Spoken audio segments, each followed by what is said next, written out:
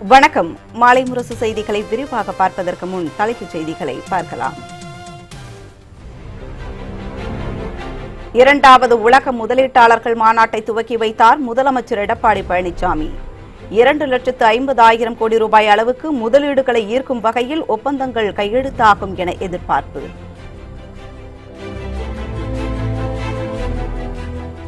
நாடாளுமன்ற தேர்தலில் அதிமுக சார்பில் தொகுதி பங்கீட்டு குழு அமைப்பு. கே.பி. முனுசாமி, வைத்திலிங்கம் உள்ளிட்ட 5 பேர் கொண்ட குழுவை அமைத்து OPS, EPS அறிவிப்பு.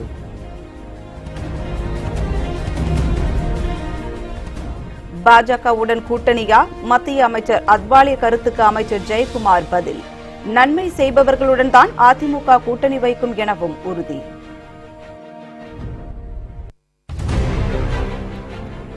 சுபாஷ் சந்திரபோஸின் வாழ்க்கை வரலாறை விளக்கும் அருங்காட்சியகத்தை இன்று திறந்து வைத்தார் பிரதமர் மோடி. ஓவியங்கள், அரிய வகை புகைப்படங்கள் பார்வையிட்டார்.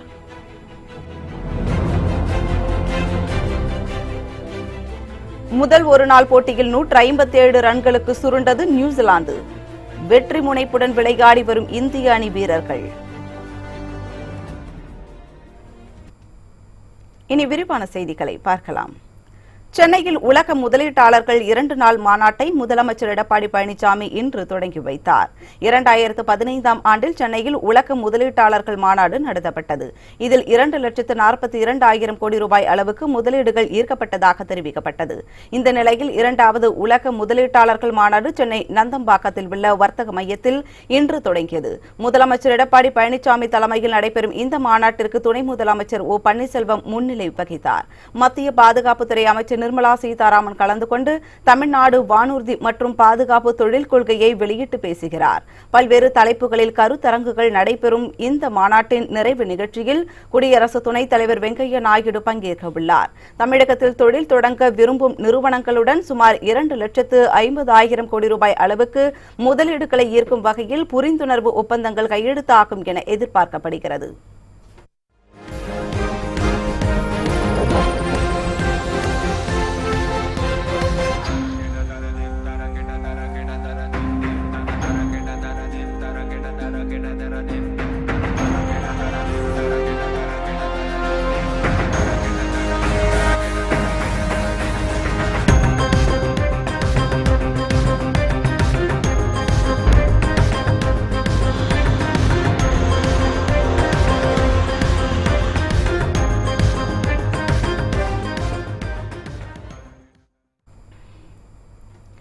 இரண்டாவது உலக முதலீட்டாளர்கள் மாநாட்டில் வெளிநாட்டு முதலீடுகள் அதிகரிக்கும் என தொழில்துறை அமைச்சர் MC சம்பத் நம்பிக்கை தெரிவித்துள்ளார்.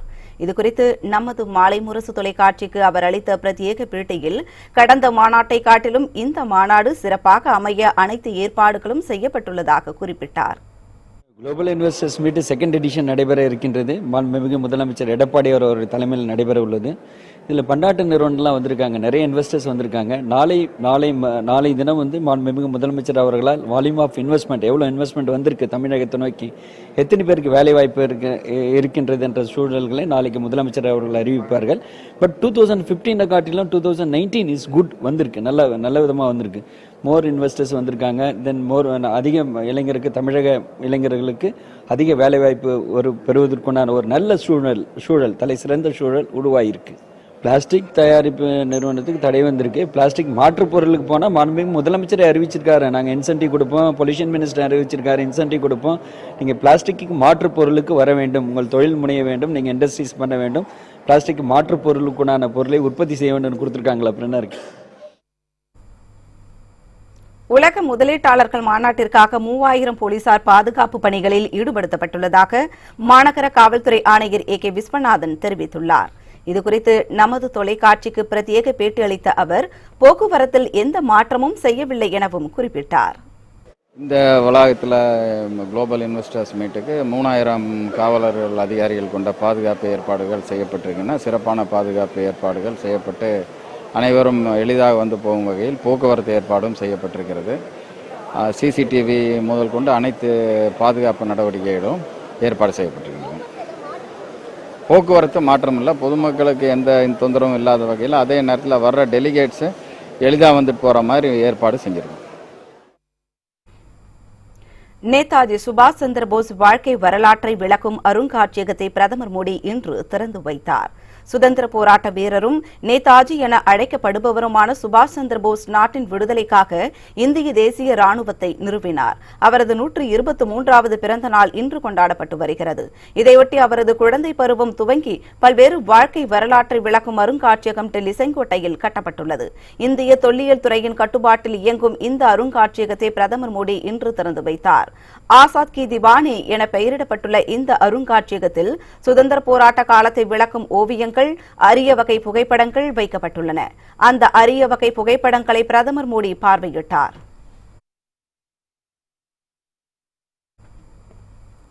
ஜாக்டோ ஜியோ போராட்டத்திற்கு தடை விதிக்க கோரி தொடர்ந்த வழக்கில் இன்று விசாரணை நடத்தப்படும் என சென்னை உயர்நீதிமன்றம் அறிவித்துள்ளது. ஓய்வூதியம் உள்ளிட்ட 9 அம்ச கோரிக்கைகளை வலியுறுத்தி தமிழகம் முழுவதும் ஜாக்டோ ஜியோ அமைப்பினர் நேற்று முதல் வேலை நிறுத்த போராட்டத்தை தொடங்கியுள்ளனர். இதனிடையே மாணவன் கோகுல் என்பவர் ஜாக்டோ ஜியோ போராட்டத்திற்கு தடை விதிக்கும் மனுவை அவசர வழக்காக விசாரிக்க வேண்டும் என சென்னை உயர்நீதிமன்ற 2 நீதிபதிகள் அமர்வில் முறையிட்டார். இந்த வழக்கு நேற்று விசாரணைக்கு வந்தபோது +2 செய்முறை தேர்வுகள் பிப்ரவரி மாதம் தொடங்க உள்ளதால் ஜாக்டோ ஜியோ போராட்டம் மாணவர்களுக்கு பாதிப்பை ஏற்படுத்தும் என மனுதாரர் தரப்பில் வாதிடப்பட்டது. இதனை ஏற்றுக்கொண்ட உயர்நீதிமன்றம் மதுரையில் நிலுவையில் உள்ள இந்த வழக்கு தொடர்பான ஆவணங்களை உடனே அனுப்ப வேண்டும் என உத்தரவிட்டது. மேலும் மாணவர் மனு மீதான விசாரணை இன்று நடைபெறுவதாகவும் அறிவித்தது. இன்றைய விசாரணைக்கு பிறகு ஜாக்டோ ஜியோ போராட்டம் தொடருமா என்பது குறித்து தெரியவரும். இந்திய வாக்குப்பதிவு இயந்திரங்கள் முடக்குவது தொடர்பாக விசாரணை நடத்த வேண்டும் என டெல்லி காவல்துறைக்கு தலைமை தேர்தல் ஆணையம் கடிதம் எழுதியுள்ளது. லண்டனில் நடைபெற்ற நிகழ்ச்சி ஒன்றில் இந்திய வாக்குப்பதிவு இயந்திரங்களை முடக்க முடியும் என அமெரிக்க வாழ் இந்தியரான சையத் சுஜா என்பவர் செயல் விளக்கம் செய்து காட்டினார். இவரது குற்றச்சாட்டு நாடு முழுவதும் பெரும் சர்ச்சையை ஏற்படுத்தியது. இதனையடுத்து சையத் சுஜாவின் நடவடிக்கை குறித்து விளக்கம் அளித்துள்ள தலைமை தேர்தல் ஆணையம் வாக்குப்பதிவு இயந்திரத்தில் மோசடி செய்ய வாய்ப்பே இல்லை என தெரிவித்தது. அத்துடன் எந்த வகையிலும் இயந்திரத்தை முடக்க இயலாது என சுட்டிக்காட்டிய தேர்தல் ஆணையம் விரும்பியவர்களுக்கு வாக்களிக்க செய்யும் எந்த முயற்சியும் இந்திய வாக்குப்பதிவு இயந்திரங்களில் பலிக்காது என கூறியது. இந்த நிலையில் லண்டன் நிகழ்ச்சி குறித்து வழக்கு பதிவு செய்து விசாரணை நடத்த வேண்டும் என டெல்லி காவல்துறைக்கு தேர்தல் ஆணையம் கடிதம் எழுதியுள்ளது.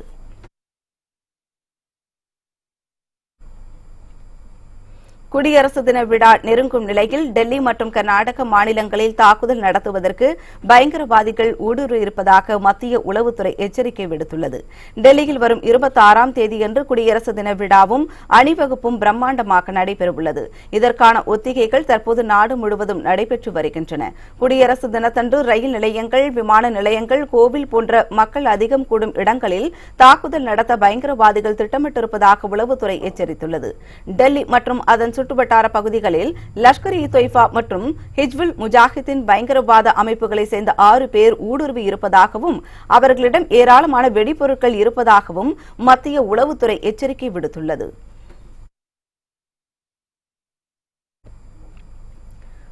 மக்களவைத் தேர்தலில் தொகுதி பங்கீடு குறித்து பேச்சுவார்த்தை நடத்த அதிமுக சார்பில் KB முனுசாமி, வைத்திலிங்கம் உள்ளிட்ட 5 பேர் கொண்ட குழுவை OPS, CPS நடவடிக்கை அமைத்துள்ளது.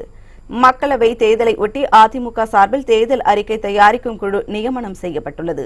இதுகுறித்து அதிமுக வெளியிட்டுள்ள அறிக்கையில் முன்னாள் அமைச்சர்கள் சி. பொன்னையன், நத்தம் விஸ்வநாதன் குழுவில் இடம்பெற்றுள்ளனர் என்றும், இதேபோல் அமைச்சர்கள் ஜெயக்குமார், சி. வி. சண்முகம், அமைப்பு செயலாளர் செம்மலையும் குழுவில் உள்ளதாகவும் தெரிவிக்கப்பட்டுள்ளது. மனோஜ் பாண்டியன், முன்னாள் MP ரவி பெர்னாண்டஸும் தேர்தல் அறிக்கை தயாரிக்கும் குழுவில் உள்ளதாகவும், அதிமுக அமைப்பு செயலாளர் JCD பிரபாகரனும் தொகுதி பங்கீட்டு குழுவில் இடம்பெற்றுள்ளதாகவும் அந்த அறிக்கையில் குறிப்பிடப்பட்டுள்ளது. தேர்தல் அறிக்கை தயாரிக்கும் குழுவும் அமைத்து OPS மற்றும் EPS இந்த அறிவிப்பை வெளியிட்டுள்ளனர்.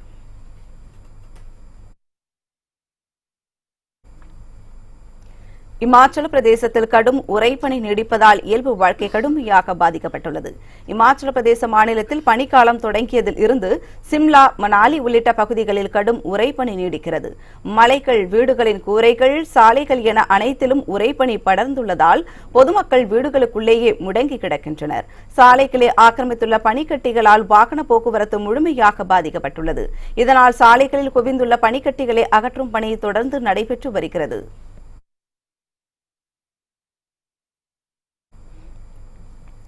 முன்னாள் முதலமைச்சர் ஜெயலலிதா நினைவிடம் அமைப்பது தொடர்பான வழக்கை சென்னை உயர்நீதிமன்றம் தள்ளுபடி செய்துள்ளது. சொத்து குவிப்பு வழக்கில் தண்டனை பெற்ற ஜெயலலிதாவிற்கு நினைவிடம் அமைப்பது தவறான முன் உதாரணமாகிவிடும் என்றும் கடலோர ஒழுங்குமுறை விதிகளை மீறி நினைவிடம் அமைக்கப்படுவதாகவும் எம்எல் ரவி என்பவர் வழக்கு தொடர்ந்திருந்தார். மேல்முறையீடு காலத்தில் ஜெயலலிதா உயிரிழந்து விட்டதால் அவருக்கு எதிரான குற்றச்சாட்டுகள் கைவிடப்பட்டதாகவும் இன்றைய தேதியில் குற்றவாளி இல்லை என்பதால் அரசு சார்பில் கொள்கை முடிவு எடுக்கப்பட்டு நினைவிடம் கட்டப்படுவதாகவும் அரசு தரப்பில் வாதிடப்பட்டது. மாநில கடலோர ஒழுங்குமுறை மேலாண்மை மண்டலம், சென்னை மாநகராட்சி ஆகியவற்றின் அனுமதி பெற்று கட்டுமான பணிகள் நடப்பதாகவும் தெரிவிக்கப்பட்டது. இருதரப்பு வாதங்களையும் கேட்ட நீதிபதிகள் தீர்ப்பை ஒத்திவைத்திருந்தனர். இந்நிலையில் இந்த வழக்கில் இன்று காலை விசாரணைக்கு வந்தது. வழக்கை விசாரித்த நீதிபதிகள் ஜெயலலிதா நினைவிடம் தொடர்பான வழக்கை தள்ளுபடி செய்தது.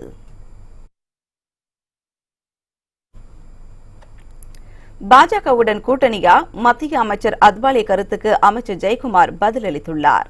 சென்னையில் நேதாஜி சுபாஷ் சந்திரபோஸின் 123வது பிறந்த நாளை முன்னிட்டு தமிழக அரசு சார்பில் அமைச்சர்கள் மரியாதை செலுத்தினர். பின்னர் செய்தியாளர்களிடம் பேசிய அமைச்சர் ஜெயக்குமார், நன்மை செய்பவர்களுடன் தான் அதிமுக கூட்டணி வைக்கும் என குறிப்பிட்டார். தலைமைதான் அதை தெளிவுபடுத்த வேண்டும். எனவே இது குறித்து நான் எதுவும் கருத்து சொல்ல முடியாது. எங்களை பொறுத்தவரை நேற்றும் சரி இன்றும் சரி ஒரே தெளிவான நிலை. தேர்தல் வரும்போது உறுதியாக யாரோடு யார் கூட்டணி என்பதெல்லாம் குறித்து ஒருமித்த கருத்தின் அடிப்படையில் பொதுக்குழு செயற்குழுலாம் இருக்கின்றது. எனவே அப்போது உரிய முடிவுகள் எடுக்கப்பட்டு அந்த முடிவுகள் நம்முடைய மாண்புமிகு முதலமைச்சர்கள் சொன்னது போல நம்முடைய மாநிலத்திற்கு, நம்முடைய தமிழ்நாட்டு மக்களுக்கு நல்லது செய்கின்றவர்கள், மாநிலத்துடைய வளர்ச்சிக்கு உதவுபவர்கள், மாநிலத்துடைய ஏற்றத்திற்கு உதவுபவர்கள், மாநில நலனை பேணி காப்பவர்கள், இந்த அம்சங்களை தாங்கி யார் இருக்கின்றார்களோ அவர்களோடு தான் எங்களுடைய கூட்டணி என்பதை நம்முடைய மாண்புமிகு முதல்வர் அவர்கள் தெளிவுபடுத்தியுள்ளார்கள். எனவே அது ஒரு கைட்லைன்ஸ், ஒரு நல்ல ஒரு கைட்லைன்ஸ். எனவே அந்த ஒரு அளவுகோல் என்ற அடிப்படையிலே நிச்சயமாக எங்களுடைய கூட்டணி இருக்கும். அஃபிஷியலாக பிஜேபி ஒரு மிகப்பெரிய ஒரு இயக்கம், அனைத்து இந்திய அண்ணா திராவிட முன்னேற்ற கழகம் மிகப்பெரிய இயக்கம். இந்த இயக்கத்தில் இருப்பவர்கள் பொதுவாகவே அவர்கள் ஒரு முன்மொழிகிறார் என்று சொன்னால் அது பிஜேபியிலேருந்து வரணும். ஆனால் அது ஒரு தனிப்பட்ட ஒரு அமைச்சர் கருத்தாக என்று சொல்லும்போது அதை நாம் அது எடுத்துக்கொள்ள வேண்டிய அவசியம் அது கிடையாது. அரசு ஊழியர்களின் போராட்டத்திற்கு திமுக ஆதரவு அளிக்கும் என மு க ஸ்டாலின் தெரிவித்துள்ளார். கரூர் மாவட்டம் அரவக்குறிச்சியில் பேசிய அவர், அரசு ஊழியர்களின் முதற்கட்ட போராட்டம் சென்னையில் நடந்தபோது தான் ஆதரவு அளித்ததாக கூறினார். இன்றைய சூழ்நிலையில் தமிழகம் பல்வேறு போராட்டங்களை சந்தித்து வருவதாக சுட்டிக்காட்டிய ஸ்டாலின், இதனை தீர்க்க தமிழக முதல்வர் எந்த ஒரு நடவடிக்கையும் எடுப்பதில்லை என குற்றம் சாட்டினார். அரசு ஊழியர்களின் போராட்டத்தை சட்டசபையில் கவன ஈர்ப்பு தீர்மானம் மூலம் தெரியப்படுத்துவோம் என்றும், போராட்டம் வெற்றியடைய திமுக சார்பில் வாழ்த்துக்கள் என்றும் அவர் தெரிவித்தார். தமிழ்நாடு முழுவதும் காலவரையற்ற வேலைநிறுத்தத்தில் நீங்கள் ஈடுபட்டு இந்த போராட்டத்தை நீங்கள் தொடங்கியிருக்கிறீர்கள். நான் ஏற்கனவே முதல் கட்டமாக சென்னை மாநகரத்தில் நடைபெற்ற அந்த போராட்டத்திலும் பங்கேற்று வாழ்த்துறை வழங்கியிருக்கிறோம். நிச்சயமாக உங்களுடைய அன்போடு ஆதரவோடு தமிழ்நாட்டிலே திராவிட முன்னேற்ற கழகத்துடைய ஆட்சி உருவாக்கும் நேரத்தில் இந்த பிரச்சனைக்கு ஒரு விருது காலம் உருவாகும் என்ற உறுதியை நான் நிலத்தை இடத்தில் எடுத்துச் சொல்லி, அரசு ஊழியர்களுடன் பேச்சுவார்த்தை நடத்தி வேலைநிறுத்த போராட்டத்திற்கு தீர்வு காண வேண்டும் என பாமக நிறுவனர் டாக்டர் ராமதாஸ் வலியுறுத்தியுள்ளார். அரசு ஊழியர்களின் கோரிக்கைகளை ஏற்றுக்கொள்வது குறித்து பதிலளிக்க உயர்நீதிமன்றம் பலமுறை அவகாசம் அளித்தும் அரசு தரப்பிலிருந்து எந்த பதிலும் இல்லாததால் தான் ஜாக்டோ ஜியோ அமைப்பினர் போராட்டத்தை மீண்டும் தொடங்கியிருப்பதாக அவர் வெளியிட்டிருக்கும் அறிக்கையில் குறிப்பிட்டுள்ளார். பழைய ஓய்வூதிய திட்டத்தை நடைமுறைப்படுத்துவது குறித்து பரிந்துரைக்கும் ஸ்ரீதர் குழுவும், ஊதிய முரண்களை களைவது குறித்து பரிந்துரைக்கும் குழுவும் அறிக்கைகளை அரசிடம் தாக்கல் செய்துவிட்டதாக அவர் நினைவு கூர்ந்தார். அவற்றை செயல்படுத்துவது குறித்த அரசு தனது நிலைப்பாட்டை அறிவித்திருந்தால் இந்த போராட்டம் நடந்திருக்காது என்று அறிவுறுத்தியிருக்கும் ராமதாஸ், அரசு ஊழியர்கள் மற்றும் ஆசிரியர் போராட்டம் நீடித்தால் மக்கள் பாதிக்கப்படுவர் என தெரிவித்துள்ளார். அதனால் அரசு ஊழியர்கள், ஆசிரியர்கள் கூட்டமைப்பின் தலைவர்களுடன் அரசு பேச்சுவார்த்தை நடத்த வேண்டும் என அவர் வலியுறுத்தியுள்ளார்.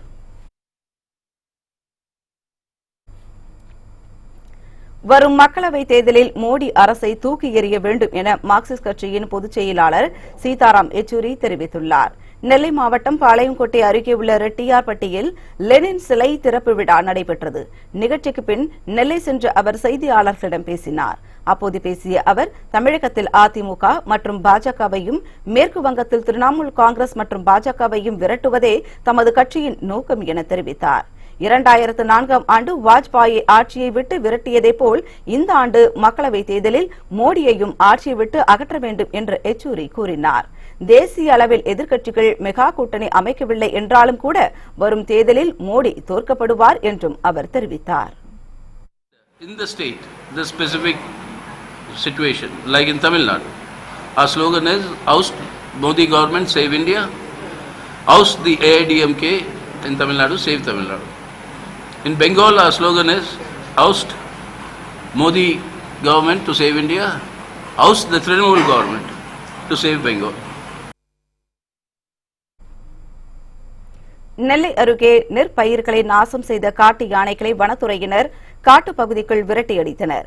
நெல்லை மாவட்டம் பாபநாசம் அருகே அனவன் குடியிருப்பு உள்ளது. இந்த பகுதியில் கடந்த சில மாதங்களாக 5க்கும் மேற்பட்ட யானைகள் முகாமிட்டு கரும்பு, நெல் போன்ற விளைபயிர்களை சேதப்படுத்தி வந்தன. இதனால் அப்பகுதி மக்கள் மிகவும் அச்சமடைந்தனர். இதனைத் தொடர்ந்து யானைகளை காட்டுக்குள் விரட்டி அடிக்கும்படி வனத்துறையினருக்கு அப்பகுதி மக்கள் கோரிக்கை வைத்திருந்தனர். இந்நிலையில் நேற்றிரவு வடக்கு கோரையாறு பகுதியில் இருந்த 6 காட்டு யானைகள் வனத்துறையினர் மற்றும் பொதுமக்கள் பட்டாசுகள் வெடித்தும் சப்தங்கள் எழுப்பியும் காட்டு யானைகளை விரட்டி அடித்தனர். அதில் இப்போ ஒரு 5 ஏக்கர் நெல் பயிர் அழிச்சிட்டு காட்டு யானைகள். இப்போ காலைல வனத்துறைகள் தகவல் கொடுத்தோம், பார்த்தாங்க. பார்த்து நைட்டு முகமிட்டு தங்கியிருக்கோம். வயக்காடு வச்சிருக்கவங்களும் வனத்துறையும் சேர்ந்து காட்டு யானையை அடித்து விரட்டுதோம், வெடி போட்டு விரட்டுதோம். அப்படி வெடி போட்டு விரட்டுதோம், எங்களுக்கு சத்தக்காடு போட்டு எங்களை விரட்டுது. நாங்களும் எவ்வளோ விரட்டி பார்க்க, அங்கே போனால் அங்கே போயிருது, இங்கே வந்தால் இங்கே வந்துடுது. அதனால எங்களுக்கு அந்த குறிய நஷ்டடும் ஏற்பாடு பண்ணி தரணும். அரசாங்கம் மில்வெளியும் அமைச்சு தரணும். அதுக்கு நாங்கள் பொதுமக்கள், நாங்கள் ஊர் மக்கள் எல்லாரும் சேர்ந்து கேட்டுக்கிடுவோம். வேலூர் அருகே நடைபெற்ற எருது விடும் திருவிழாவை ஆயிரக்கணக்கான பொதுமக்கள் கண்டுகளித்தனர். வேலூர் மாவட்டம் நாட்ராம்பள்ளி அருகே உள்ள கொத்தூர் கிராமத்தில் எருது விடும் திருவிழா வெகு விமர்சையாக நடைபெற்றது. இதில் 200க்கும் மேற்பட்ட காளைகள் பங்கேற்றன. போட்டியில் குறைவான வினாடிகளில் இலக்கினை அடைந்த 18 காளைகளின் உரிமையாளர்களுக்கு பரிசுகள் வழங்கப்பட்டன. போட்டியில் பங்கேற்ற இந்த விழாவினை ஆயிரக்கணக்கான மக்கள் கண்டுகளித்தனர்.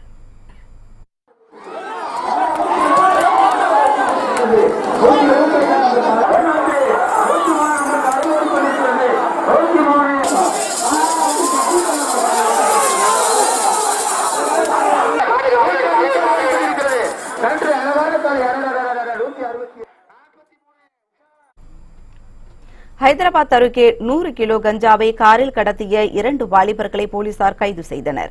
தெலுங்கானா மாநிலம் ஹைதராபாத்திலிருந்து ஆந்திராவுக்கு கஞ்சா உள்ளிட்ட போதைப் பொருட்களை கடத்தி செல்வதாக காவல்துறையினருக்கு தகவல் கிடைத்தது. இதனையடுத்து மிளகாப்பேட்டை சோதனைச் சாவடியில் போலீசார் வாகன சோதனையில் ஈடுபட்டிருந்தனர். அப்போது அந்த வழியாக வந்த ஒரு காரை சோதனை செய்தபோது அதில் 100 கிலோ எடையுடைய தடை செய்யப்பட்ட கஞ்சா இருப்பது தெரியவந்தது. இதனைத் தொடர்ந்து காரில் வந்த இருவரையும் போலீசார் கைது செய்து அவர்களிடம் விசாரணை நடத்தி வருகின்றனர். நாமக்கல் அருகே அம்மன் கோவிலில் கொள்ளையடிக்கப்பட்ட வெள்ளி கவசங்களை போலீசார் கண்டெடுத்தனர். நாமக்கல் மாவட்டம் குமாரபாளையம் அருகே உள்ள கோட்டைமேடு பகுதியில் பழமை வாய்ந்த பத்திரகாளியம்மன் கோவில் உள்ளது. கடந்த சில நாட்களுக்கு முன்பு கோவிலுக்குள் நுழைந்த மர்ம நபர்கள் வெள்ளி ஆபரணங்கள், கவசங்கள், பணம் உள்ளிட்ட பொருட்களை கொள்ளையடித்து சென்றனர். இது தொடர்பாக வழக்கு பதிவு செய்த போலீசார் மர்ம நபர்களை தேடி வந்தனர்.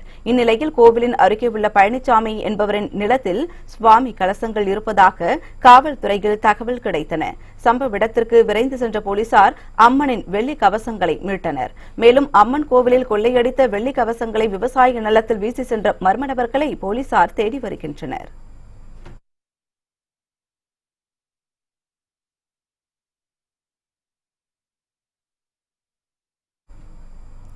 சென்னை புளியந்தோப்பில் வாலிபர் வெட்டி கொலை செய்யப்பட்ட சம்பவத்தில் ஈடுபட்ட 7 வாலிபர்களை போலீசார் கைது செய்து சிறையில் அடைத்தனர். சென்னை புளியந்தோப்பு KM கார்டன் பகுதியில் குமரன் என்ற வாலிபர் கடந்த 20ஆம் தேதி சில மர்ம நபர்களால் சரமாரியாக வெட்டி படுகொலை செய்யப்பட்டார். இது தொடர்பாக வழக்கு பதிவு செய்த போலீசார் மர்ம நபர்களை தேடி வந்தனர். இந்நிலையில் அதே பகுதியை சேர்ந்த ஹைதர், சரத்குமார், அருண்குமார், நரேந்திரன், தேவேந்திரன், தினேஷ், சதீஷ்குமார் உள்ளிட்ட 7 வாலிபர்களை போலீசார் கைது செய்தனர். அவர்களிடம் நடத்தப்பட்ட விசாரணையில் முன்விரோதம் காரணமாக குமரனை கொலை செய்ததாக காவல்துறையினர் தெரிவித்தனர்.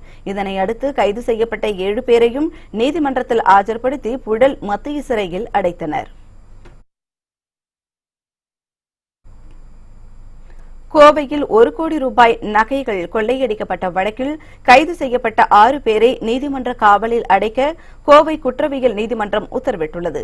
கடந்த 7ஆம் தேதி கேரளாவில் இருந்து கோவை கல்யாண் ஜுவல்லர்ஸ் நகை கடைக்கு 1 கோடி ரூபாய் மதிப்பிலான தங்கம் மற்றும் வெள்ளி நகைகளை கடை ஊழியர்கள் காரில் கொண்டு வந்தனர். தமிழக எல்லை பகுதி அருகே வந்தபோது பின் தொடர்ந்து வந்த மர்ம கும்பல் ஒன்று ஊழியர்களை தாக்கிவிட்டு நகைகளை கொள்ளையடித்து சென்றது. இந்த சம்பவம் தொடர்பாக வேலூர் மற்றும் பெங்களூரை சேர்ந்த 6 பேரை போலீசார் கைது செய்து கோவை நீதிமன்றத்தில் ஆஜர்படுத்தினர். இதனையடுத்து கைது செய்யப்பட்ட 6 பேரையும் பிப்ரவரி 4ஆம் தேதி வரை நீதிமன்ற காவலில் அடைக்க நீதிபதி பாண்டி உத்தரவிட்டார். இச்சம்பவம் தொடர்பாக இதுவரை 14 நபர்கள் கைது செய்யப்பட்டுள்ளனர். வால்பாறையில் ஊருக்குள் புகுந்து அட்டகாசம் செய்த காட்டு யானைகளை வனப்பகுதிக்குள் விரட்ட வேண்டும் என பொதுமக்கள் வலியுறுத்தியுள்ளனர். கோவை மாவட்டம் வால்பாறை வனப்பகுதியிலிருந்து வெளியேறிய 2 காட்டு யானைகள் ஊருக்குள் புகுந்து 100க்கும் மேற்பட்ட வாழை மரங்களை நாசப்படுத்தியது. மேலும் முகமது என்பவர் விளைநிலங்களில் பயிரிடப்பட்டிருந்த பீன்ஸ், முள்ளங்கி, சோள பயிர்களையும் காட்டு யானைகள் கடுமையாக சேதப்படுத்தின. யானைகள் நடமாட்டம் அதிகமாக காணப்படுவதால் பொதுமக்கள் அச்சமடைந்துள்ளனர்.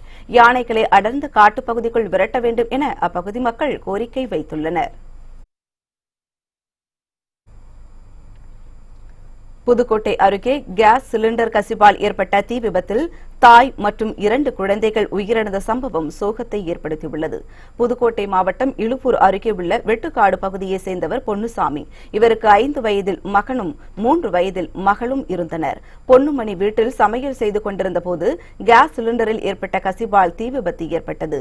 வீடு முழுவதும் தீ பரவியதால் பொன்னுமணி குழந்தைகளுடன் வீட்டிலிருந்து வெளியேற முடியாமல் தீயில் சிக்கிக் கொண்டார். அவர்களது அலறல் சத்தம் கேட்டு அக்கம்பக்கத்தினர் விரைந்து சென்று தீயை அணைத்தனர். இதனையடுத்து காயமடைந்த மூவரையும் அருகில் இருந்தவர்கள் மீட்டு திருச்சி அரசு மருத்துவக் கல்லூரி மருத்துவமனையில் சேர்த்தனர். அங்கு சிகிச்சை பலனின்றி மூவரும் அடுத்தடுத்து பரிதாபமாக உயிரிழந்தனர். இந்த சம்பவம் குறித்து இலுப்பூர் போலீசார் விசாரணை மேற்கொண்டு வருகின்றனர்.